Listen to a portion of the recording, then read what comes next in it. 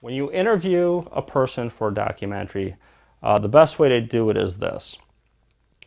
You can videotape them in their living room, you can videotape them at work, or whatever, but just make sure you do it in a quiet place where you don't have any background noise, because again, you want the audio to be as good as possible.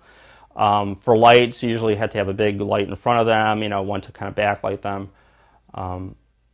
It's really important that also the lights reflect in their eyes, that you have pinpricks of light in their eyes, because it just makes them seem more alive and more engaging.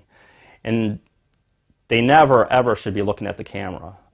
If somebody's asking them questions, the interviewer should be seated alongside the camera so that when they're talking, they're looking off to the side like this as opposed to the camera.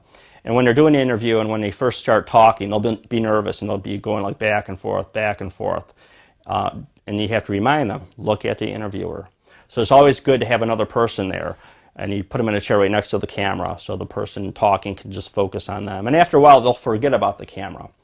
And because they're usually have never been interviewed at all, and this is like a whole new experience for them, they're nervous. These people are nervous. So the first couple of questions you ask them again, towards the end, because they'll give you much better answers. They'll be more relaxed, it'll flow more, it'll be a lot better. So definitely repeat those, last couple questions.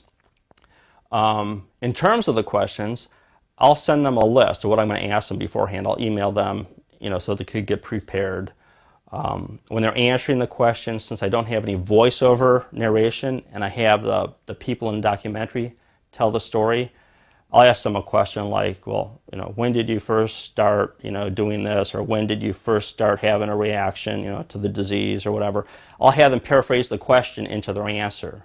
So they'll kind of like, rephrase it. So, they'll be making a statement as opposed to, sounding like they're answering the question. So that's really important because you want them to convey all the information as clearly as possible. You don't necessarily have to have a sit-down interview like what I'm doing now.